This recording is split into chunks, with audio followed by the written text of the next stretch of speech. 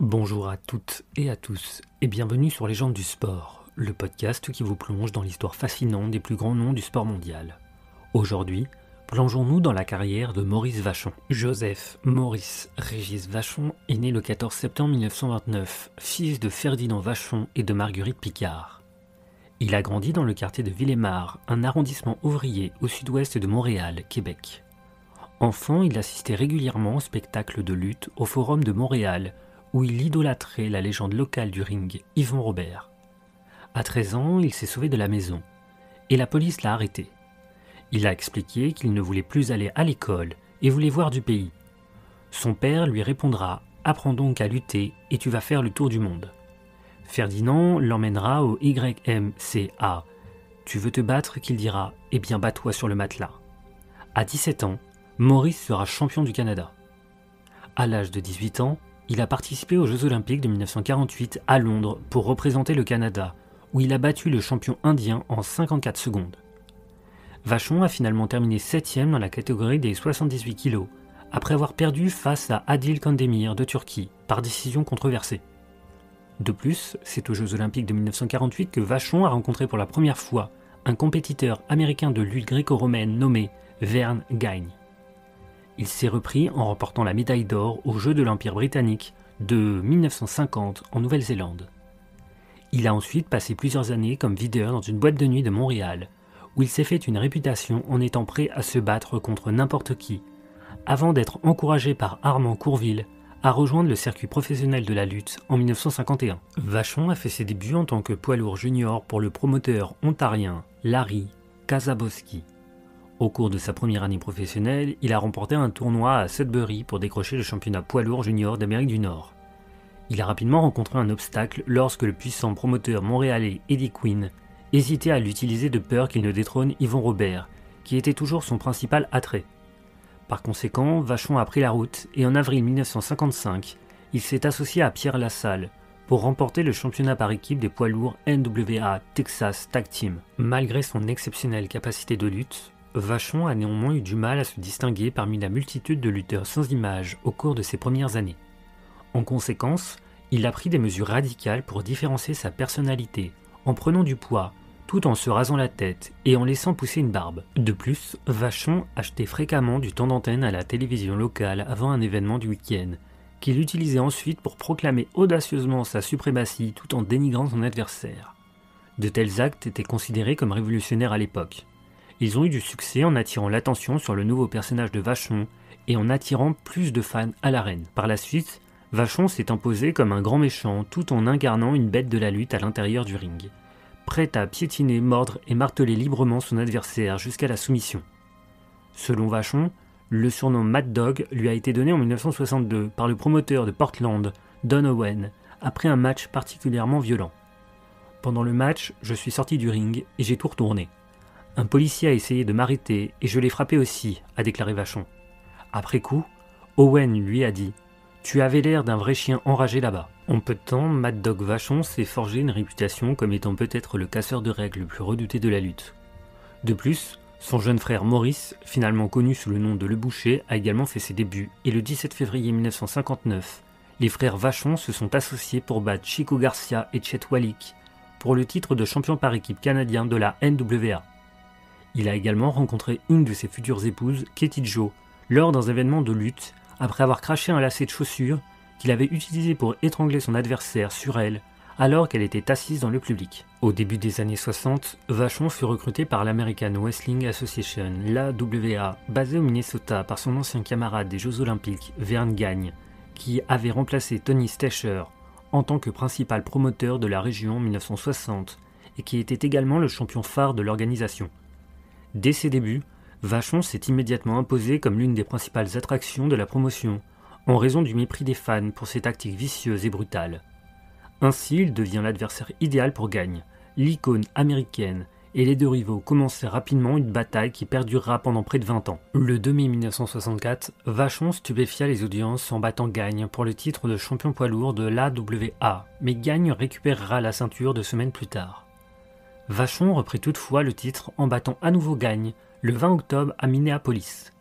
Entre 1964 et 1967, Vachon remporta 5 fois le titre de champion du monde poids lourd de l'AWA, affrontant tous les challengers dans le vaste territoire de la promotion, y compris Gagne, Mighty Igor Vodit, ainsi que le légendaire duo puissant Crusher Lisowski et Diggs the Bruiser.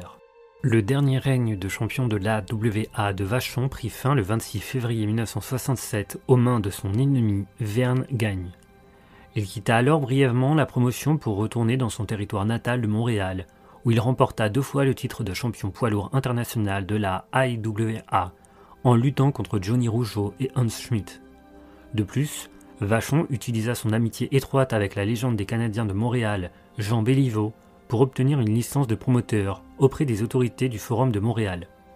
Cependant, Vachon retourna bientôt à l'AWA, où il reprit ses féroces combats contre Crusher et Diggs the Bruiser, considérés par certains comme la meilleure équipe de tous les temps, tout en formant un tandem hautement efficace et dangereux avec son frère Paul Le Boucher Vachon.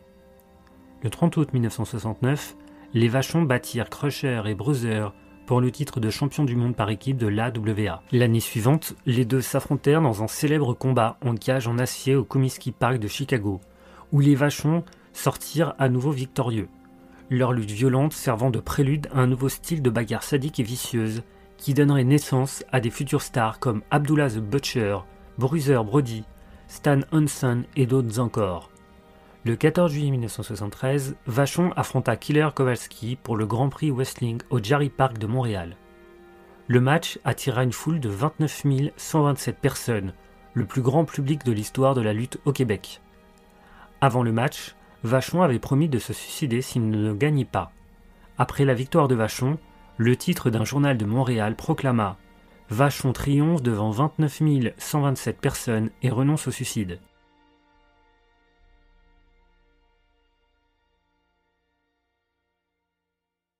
La famille Vachon devient célèbre à l'AWA avec la domination de leur sœur Viviane sur la scène féminine, tandis que Maurice et Paul régnaient sur la division masculine.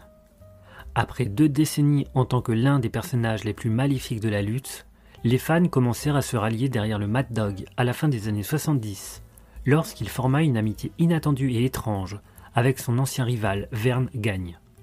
Ces partenaires improbables formèrent une impressionnante équipe de tag team, et le 6 juin 1979, ils battirent Pat Patterson et Ray Stevens pour remporter les titres de champion par équipe de l'AWA, qu'ils détiennent pendant plus d'1 an avant de les perdre face à Jess Ventura et Adrian Adonis. Lorsque l'AWA commence à miser sur des jeunes étoiles comme Rick Martel et Kurt Hennig, Vachon sauta à la World Wrestling Federation, WWF, en 1983. Et bien que son âge et sa petite taille ne correspondaient pas à l'émergence de l'ère Hulkamania, Vachon était régulièrement présent au house show de la WWF dans le Midwest et au Québec. Il lutta régulièrement pour la WWF au Canada jusqu'en 1986 et contribua à son programme en français avec un segment d'interview hebdomadaire intitulé « Le brunch à Mad Dog ». Son contrat lui permettait également de travailler pour des événements non WWF au Canada. En 1985, il fut le secondant du champion du monde de l'AWA, Rick Martel, lors de plusieurs défis de Boris Zukov au Canada, intervenant dans un match le 19 septembre à Winnipeg pour défendre Martel contre Zukov et son manager Chris Markov, après une interférence de ce dernier. Lors d'un rematch en cage à Winnipeg, le 14 novembre, Markov fut neutralisé et menotté à Vachon. Vachon eut droit à un spectacle de retraite dans sa ville natale de Montréal en septembre 1986, et il quitta le sport après 44 ans. Son interprétation novatrice d'un monstre grondant et assoiffé de sang inspirera une multitude de futurs lutteurs psychotiques. La WWE écrivit « Dans les années suivantes, l'héritage de Mad Dog fut perpétué par sa nièce, la mémorablement torturée Luna Vachon, et par des brutes notables qui adoptèrent le style sauvage de Vachon, comme Bruiser Brody, et George the Animal Steele. Vachon était réputé pour sa personnalité sauvage et son caractère incontrôlable, ainsi que pour son style d'interview unique. Il a été le premier lutteur à comprendre le pouvoir de la télévision. Il a été le premier à parler directement à la caméra. Cela n'avait jamais été fait auparavant, a déclaré Yves Thériault, réalisateur d'un documentaire sur Vachon en 2009. Vachon a également exercé une grande influence dans sa province natale du Québec. Pat Laprade, auteur de Mad Dog, Midget and Screwjobs, un livre sur l'histoire de la lutte au Québec, considère Vachon comme l'un des 2 lutteurs québécois les plus importants avec Yvon Robert. Il a ajouté « Vachon est le lutteur québécois le plus connu en dehors du Québec, une légende ». Dans le livre The Pro Wrestling Hall of Fame The Canadians, l'auteur Greg Oliver classe Vachon 4e parmi les lutteurs canadiens, derrière Viper Billy Watson, Yvon Robert et Keller Kowalski. Vachon figure également dans le livre d'Oliver sur les lutteurs heel et occupe la 4e place.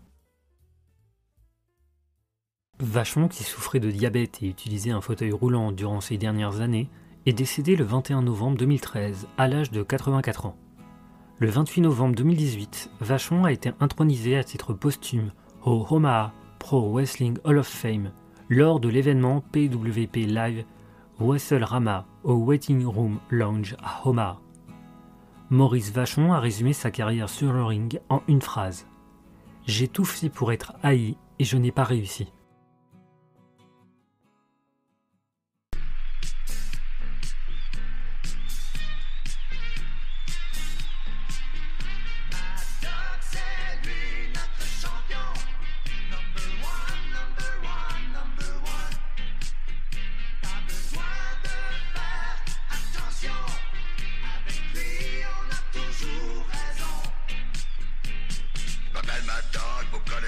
J'ai pas besoin de présenter. Je suis bien content de vous rencontrer pour la dernière fois dans votre quartier. Y'a pas de ça, c'est que même pas faire. Il est badass, la populaire. Quand ça marche pas, moi je fais dans le tas. Ça prend pas un dictionnaire pour comprendre ça. C'est lui notre champion.